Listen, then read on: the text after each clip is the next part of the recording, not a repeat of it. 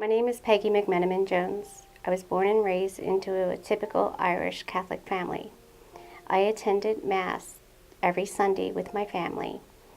While I was attending Mass, I never really felt connected to the Lord. I also attended over 16 years of Catholic education. I asked God for many things.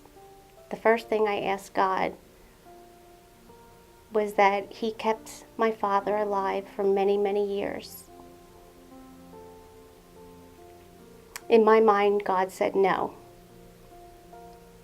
and took him when I was 18 years old. I asked God for a very healthy, happy, and loving husband, and to be married for 50 or 60 years. In my mind, God said no. I became a widow a little over a year ago. I also asked God for 8 or 9 children.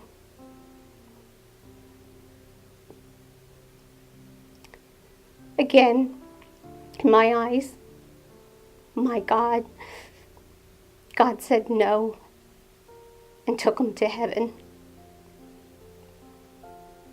After that, Mass just became a routine. As long as I attended Mass, I was going to lead my path to heaven. It didn't matter. But I felt nothing, absolutely nothing.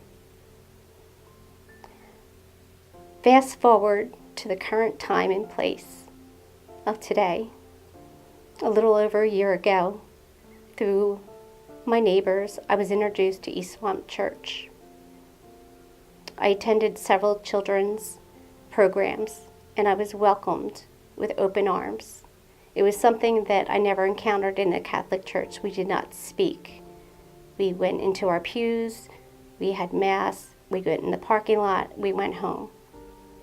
This was quite unusual for me, and I wasn't sure what to make of it.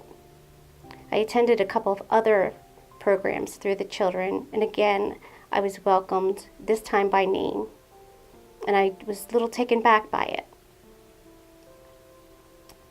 I had a few little counseling sessions with Pastor Aaron, and he told me to keep coming back. I finally went to a service. I sat down. Once Pastor Jerry started the music and the praise team started the singing, I can only imagine I felt something. I wasn't sure what that something was, but I felt something.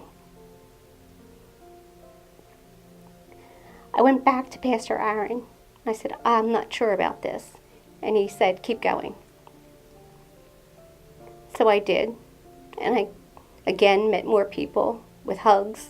Bring your coffee into the chairs. I didn't get that. It was just so laid back for me. But I started looking forward to going to services. But I kept going back to him, and he was very patient with me. I'm surprised of how patient he was. But I said, I don't know if this is right for me. And he said, it is right for you. Start volunteering. So I did. Met more people, more welcoming, made friends, made connections. Went back to him again. Read the Bible, attend a Bible study. I did what he told me. Went back to him again. And I finally said to him, I want what those people out in the congregation have. I want that joy.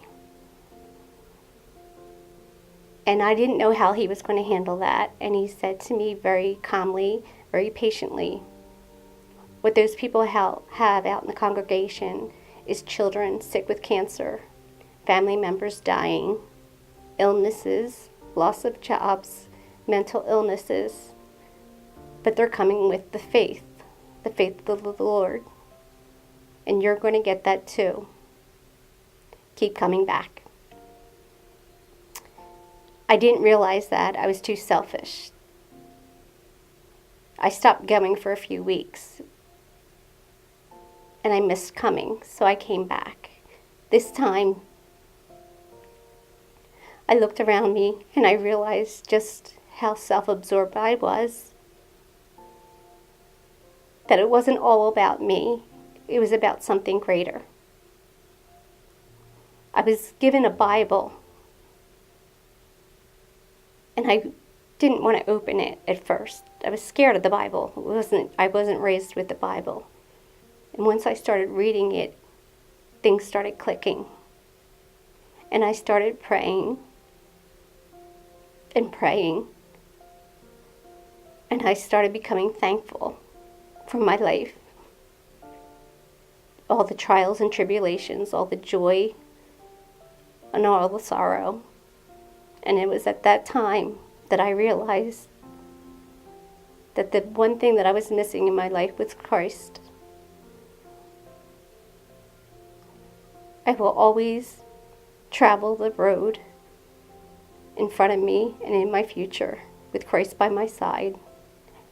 And I can honestly say, I accept the Lord Jesus, my Christ,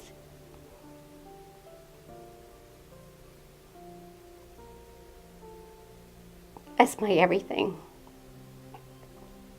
And for that, I am truly thankful for East Swamp, the church, and the members of the congregation for helping me walk through the dark and into the light.